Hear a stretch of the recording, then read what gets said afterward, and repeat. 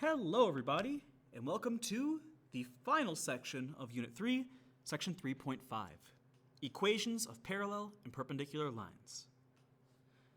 There are three things I'd like to warn you about. Number one, the word equations here. We are going to be bringing up some Algebra 1 knowledge that is required.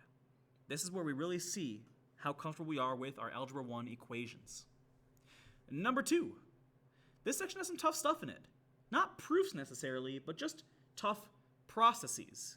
And that brings me to number three. No matter what, the things we learn in this section are processes, a step-by-step method of solving. So if you memorize the steps, you can solve it no problem. With that said, let's take a look at 3.5. First things first, we have a directed line segment. And think of a directed line segment like a one-way street. AB, segment AB, is a directed line segment that represents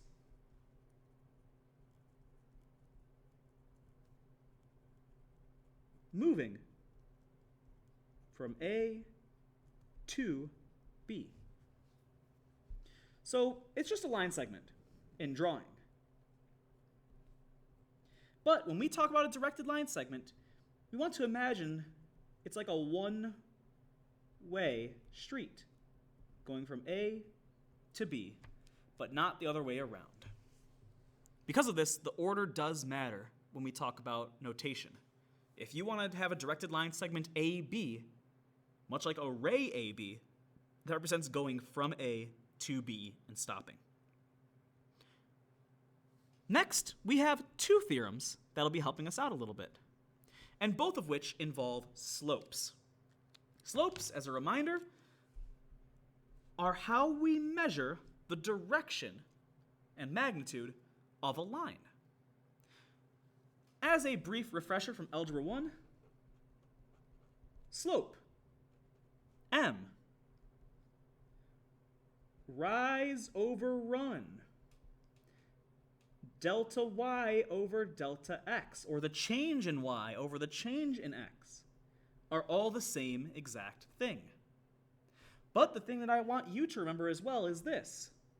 If you ever want to find the slope of a line, you can always take y2 minus y1 over x2 minus x1. Slopes can be positive, slopes can be negative.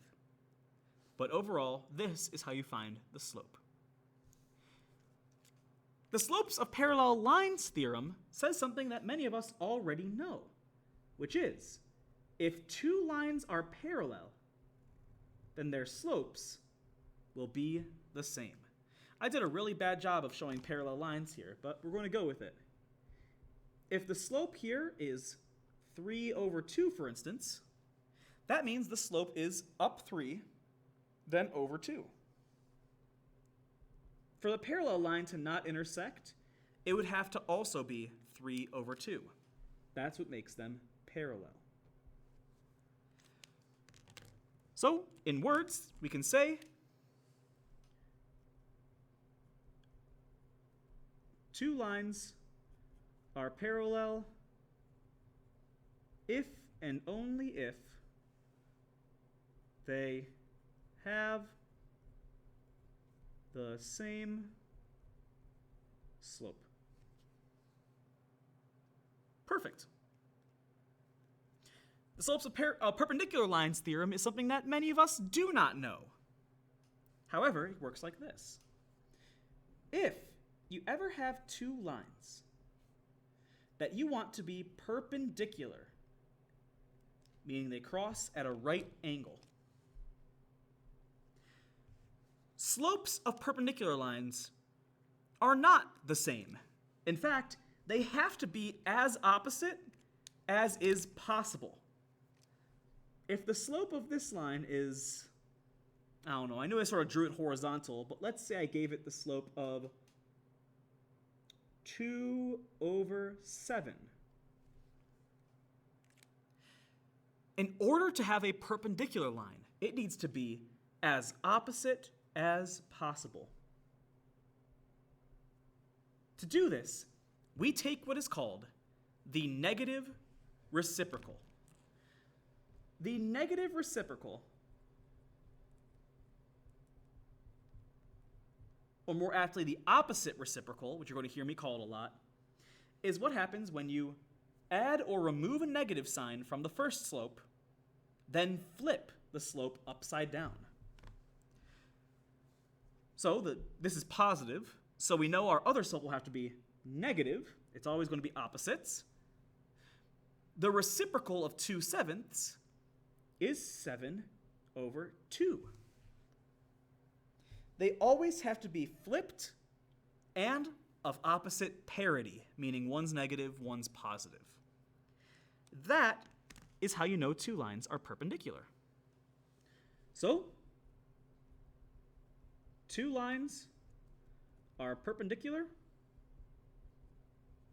if and only if their slopes are opposite reciprocals. That is required.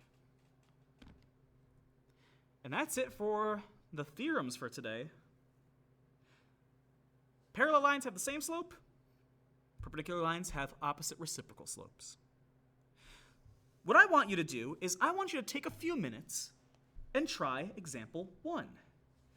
I've provided you space to find the slopes of all of the lines present. And what I want you to do is to determine if any of these lines are parallel or perpendicular. It might be helpful, folks, to color some of the lines, just because the black and white printing makes it a little bit tough to see what's what. You can also do the same thing by coloring any of the points that same color. So pause the video, see what you can do, and then unpause when you are ready to see some of the slopes and answers.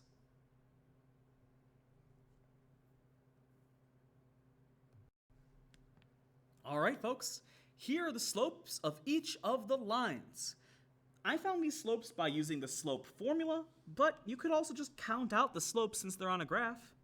Like, for instance, if you wanted to find the slope of line A, you could just say the rise is 1, the run is 3, so it's 1/3, or 1/3.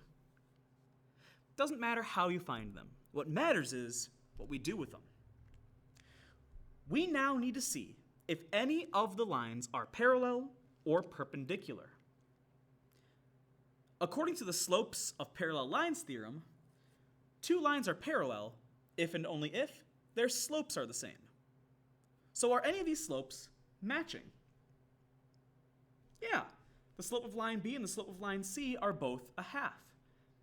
So we could say B is parallel to C. Fantastic. There's no other lines that match, so we know no other lines are parallel. But what about perpendicular? Well, the slopes of perpendicular lines theorem says two lines are perpendicular if their slopes are opposite reciprocals. What might be helpful while we get used to the idea of spotting opposite reciprocals is to find the opposite reciprocal of some of these numbers. So here are the opposite reciprocals. For A, what is the opposite reciprocal of 1/3? Well, it starts positive, so we know, whoops, sorry y'all, realized I had a brief error here. These should be -2. A has a slope of positive 1/3, so we know its opposite reciprocal will be -3/1, or just -3. For B, the opposite of 1/2 is -2/1, which is just -2. For C, same deal. The slope is 1/2, the opposite reciprocal is -2/1, so -2. And for D, well, we started off with -2, So flip it and make it positive, you get positive 1/2. We notice right away that some of these numbers do match. For instance, the opposite reciprocal of d is 1/2, but that matches the slopes of b and c. B and C's opposite reciprocals are -2, which is what D should be if Mr. Strager wrote it down correctly the first time. So the idea is B and D must be perpendicular because 1/2 and -2 are opposite reciprocals. Similarly, C and D must be perpendicular because 1/2 and -2 are opposite reciprocals. So these are the parallel and perpendicular lines in the figure. Nice. Let's now flip to example 2. And like I mentioned, it's going to be pretty mathy today, and this is where it all begins.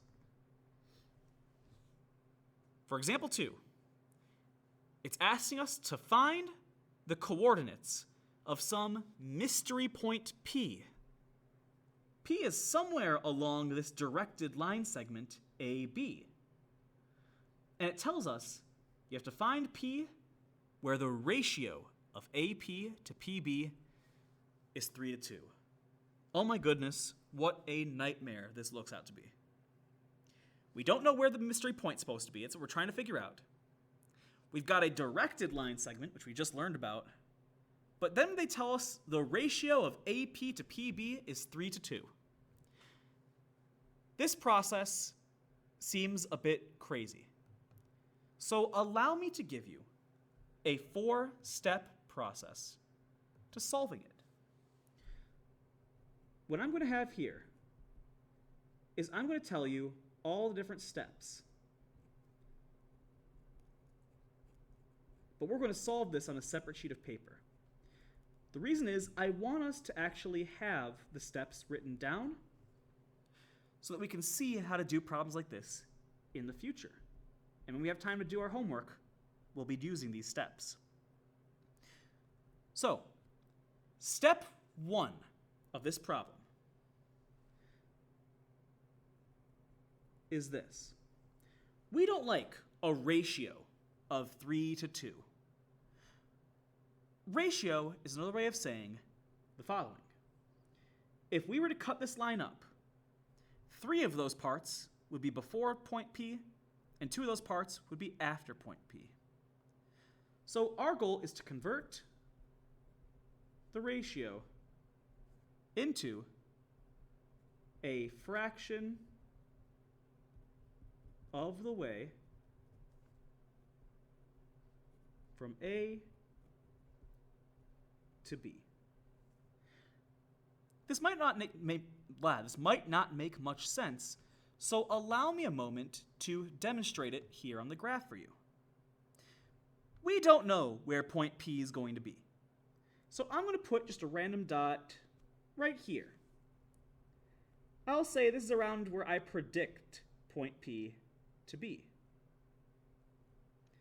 Why do I say that's where point P should be? Well, because it tells us the ratio of AP to PB is 3:2. That means if we split up this line segment, 3 of those splits will be from A to P, and 2 of them will be from P to B. So what I'm going to do is I'm actually going to split up my line segment.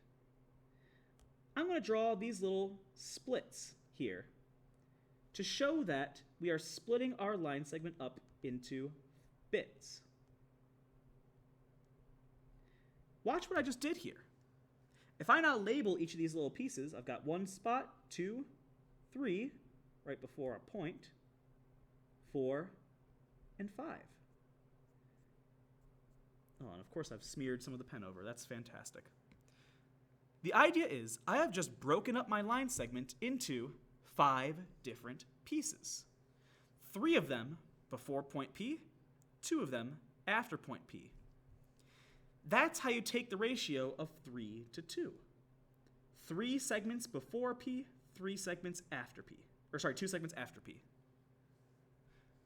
But I said that step 1 was to convert the ratio into a fraction of the way from A to B. So here's my little tidbit for you. There are 5 segments in total. It takes 3 of those to get to point P. What would this mystery fraction be? Well, point P is 3/5 of the way to B. If I took a look from A to P, there's 3 segments that make that up. So 3 out of the 5 segments are from A to P. Love it. That's the first step, is to find that fraction. Look at your ratio. That's the total number of segments. The first one was from A to P. Time for step 2. We need to find the slope of AB, but there's a catch. We need to find the unsimplified slope of AB.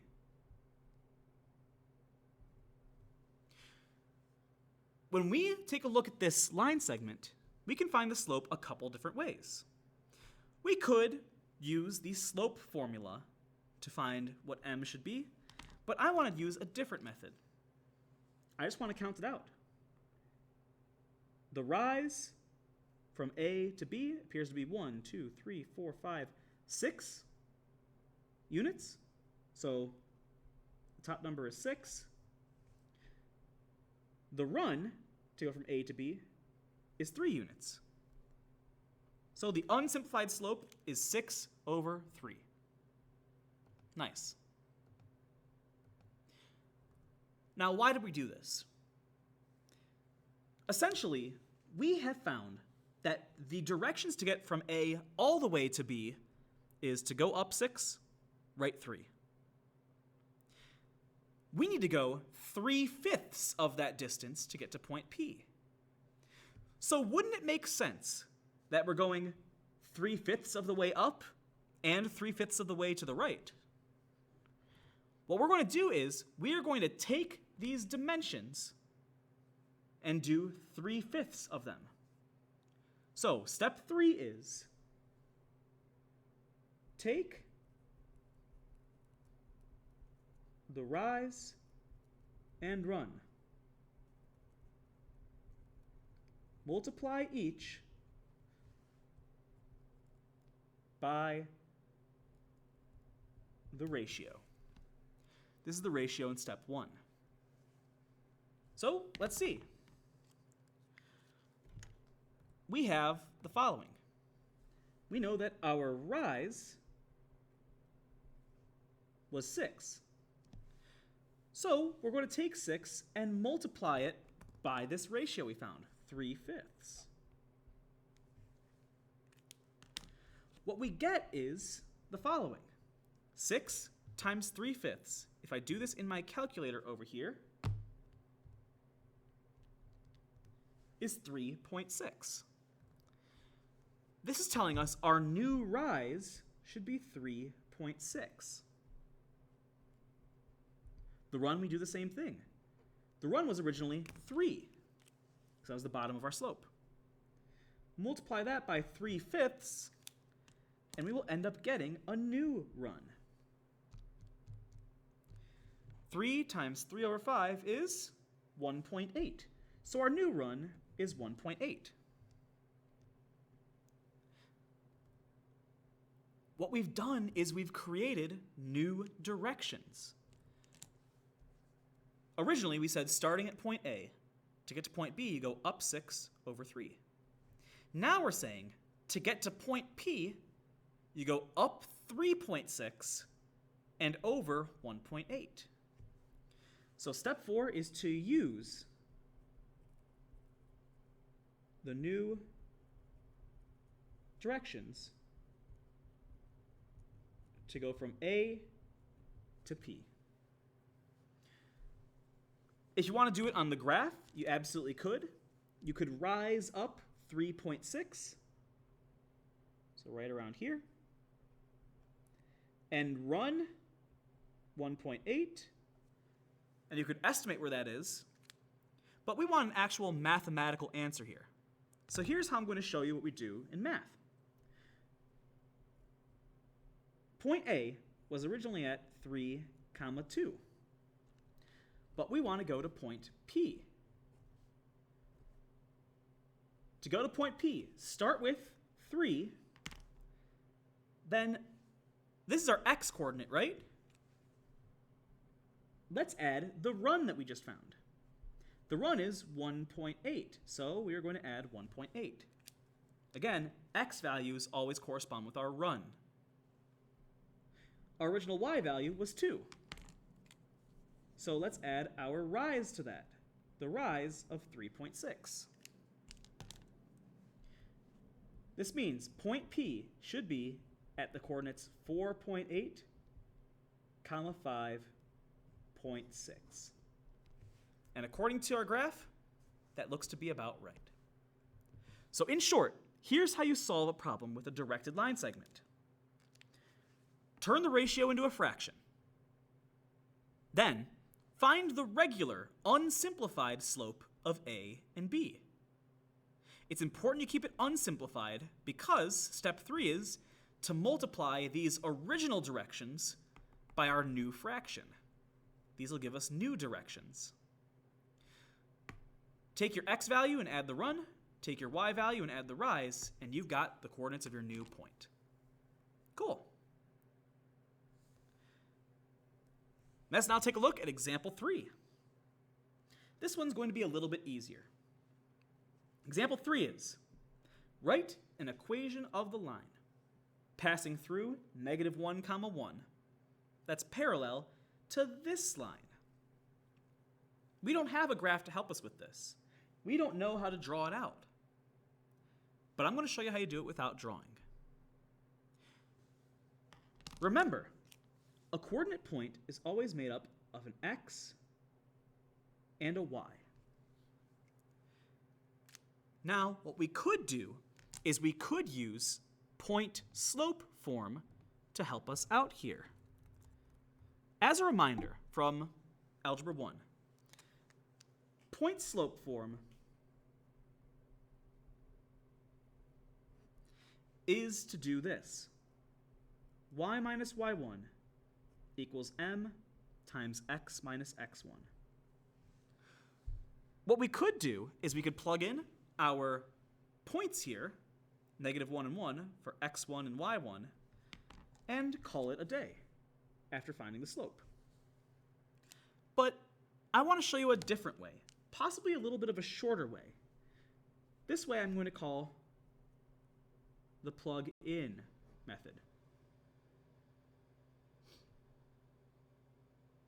First things first, if we're trying to make a line that's parallel to y equals 2x minus 3, what do we know about our new line's equation? Well, the slope of this, the m value, will have to be the same. So no matter which method you use to solve this problem, we know that m will have to be 2, because the original slope is 2. Whoops. Whatever. On this one, we know that the original slope is 2, so it'll be 2 times x plus b. On this version, you could plug in your y1 and your x1. Y minus 1, 2 times x minus -1. And you could simplify and solve this to find the equation. In the plug-in method, you'll be plugging them in as well. This time, y is 1, x is -1. No matter which method you do, your goal now is to put it in y equals mx plus b form. If you're plugging in points, this means simplifying. So 1 equals -2 plus b, because 2 times -1 is -2. We could use this to solve for b. If we add 2 to both sides, 3 is our missing b value.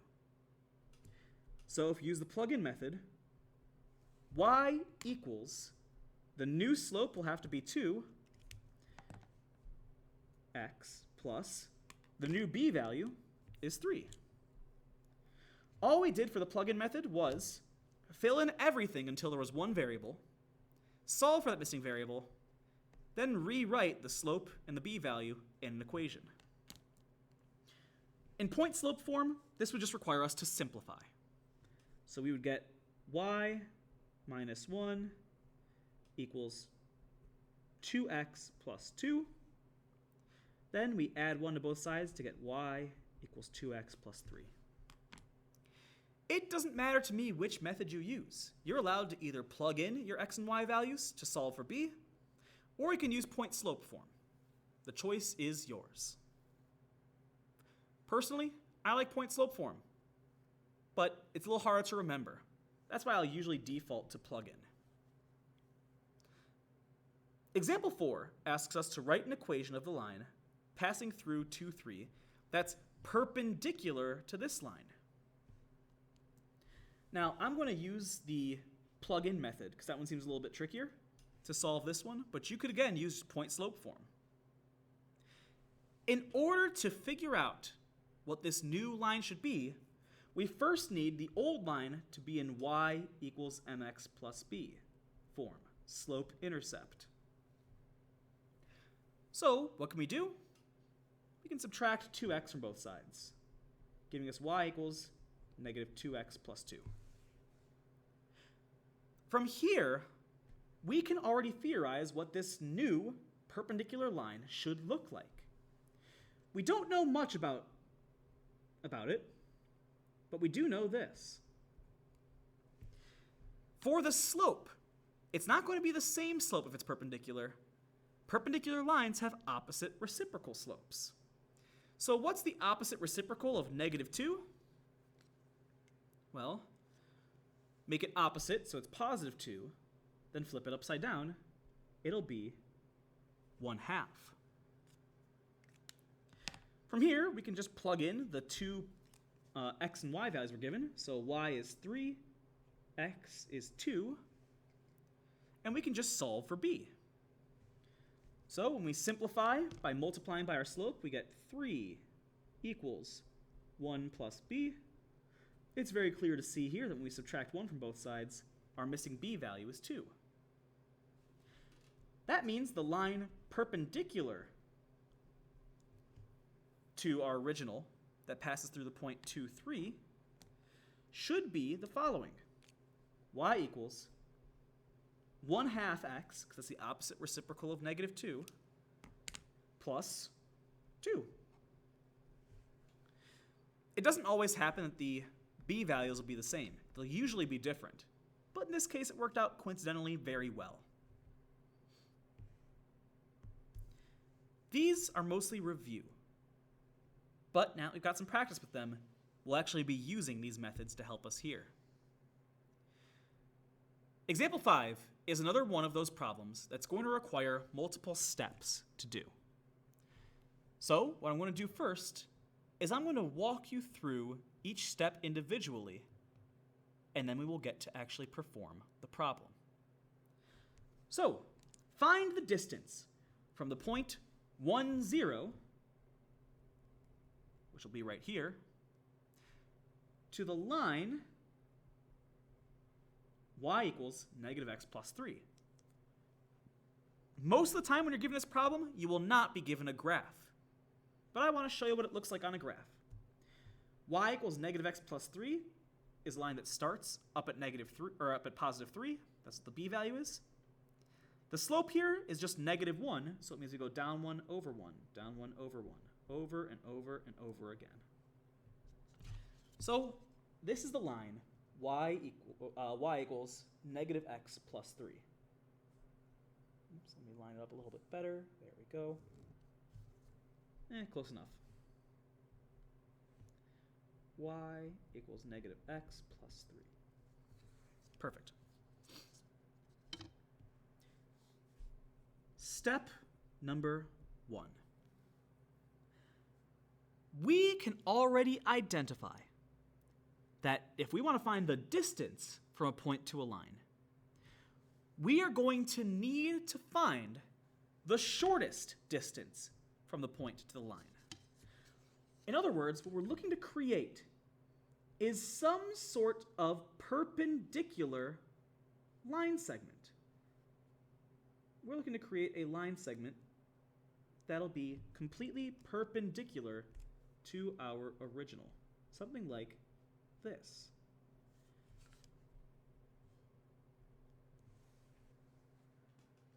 How we do that is a bit of a mystery. But we know what it means to be perpendicular. Two lines are perpendicular if they have opposite reciprocal slopes. So, step 1 is going to be basically do what we did in example 4. Write the equation of the perpendicular line to y equals negative x plus 3. That'll help us find the equation of this red line. So let's do that. If we're starting with y equals negative x plus 3, our original slope, which I'll call MO, is negative 1. The slope of the perpendicular line will have to be the opposite reciprocal of negative 1. If we flip negative 1 into a fraction and make it positive, it'd be 1 over 1, which is just 1. We know the point here, so we could use either the point slope form or the plug-in method to find the equation. Since I already did the plug-in method for the last one, I'm going to use point slope here, but you could use either one and it'll still give you the same answer. So in point slope form, we have y minus y1, which they give us the y value of 0, equals m. We decided our slope was 1, parentheses, x minus x1. We're told x1 is just 1. Where am I getting these values from? It's from this point up here. So this could be your x1 and your y1 if you're using point slope form. Now we should just simplify it. Luckily, the simplification here is super, super easy. Y minus 0 is just y. So all I have to do is distribute the 1. 1 times x is x. 1 times negative 1 is negative 1. So we have found step 1. The equation of the line perpendicular to the original. Y equals x minus 1 is the equation of this line. It's easier to tell because we could see how we drew the line. It should intersect at negative 1. But on most examples, like I said, you won't have a graph to help you. So I'm showing you how to do it here, but I'm demonstrating what it looks like over here. So that's step 1. Step number 2 is this. Solve the system of equations to find where both lines intersect.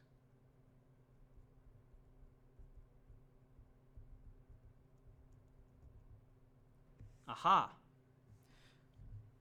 So we've got these two lines, and we know they're going to cross at some point, right here, our mystery point. We don't know our mystery point's coordinates, even though we could probably guess where it is based on the visual graph here. We need to solve a system of equations. If you don't remember how to solve a system of equations from Algebra 1, don't worry, I'm going to show you. But I'm not going to show you all 3 methods that we learned in Algebra 1. I'm just going to show you the one you need to solve this problem. I'm going to solve by substitution. Here's how it works. If we know that y equals negative x plus 3 and y also equals x minus 1, see how they both equal y? Well, combine them. Combine them into just negative x plus 3 equals x minus 1.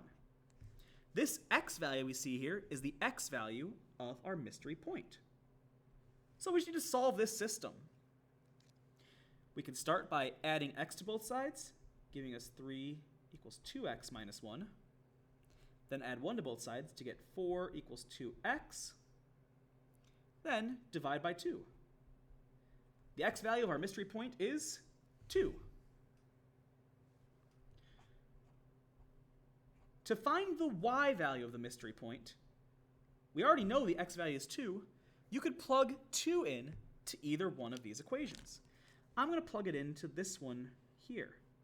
So I'm going to take this and say y equals 2 minus 1, since x is 2. And 2 minus 1 is just 1. So the y value of our mystery point is 1. 2 comma 1 are the x and y values of the intersection. So far, so good. But it's a very long problem so far. But don't worry, the last step is the end of it. We have now found 2 points, our given and our mystery point, our mystery intersection. The problem is asking us to find the distance between those two. So you know what that means. Use the distance formula to calculate the distance from the given point and the intersection.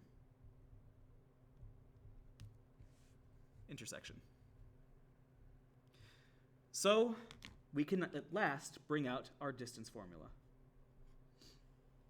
Distance formula is always going to be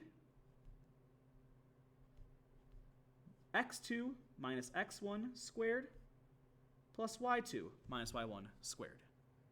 So we take the coordinates, the x and y's, of these points and plug them in. So it'll be 2 minus 1 squared for the x values, 1 minus 0 squared for the y values.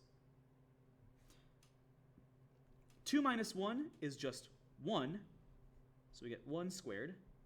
1 minus 0 is just 1, so we get 1 squared.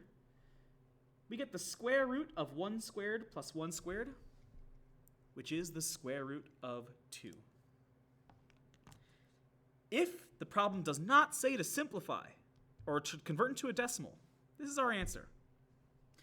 This is already simplified, but if the question was asking you to convert it to a decimal, we would end up with the answer of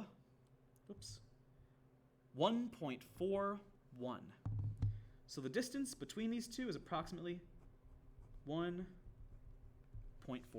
units. Whew! What a process. Step 1 is to write the equation of the perpendicular line. That's basically like this problem. Step 2 is to solve a system of equations. That's basically what we did in Algebra 1. Step 3 is to find the distance from a given point to the intersection. That's what we did in Unit 1. Thank you so much for listening, everybody. Have a fantastic rest of your day, and good luck on that Unit 3 test.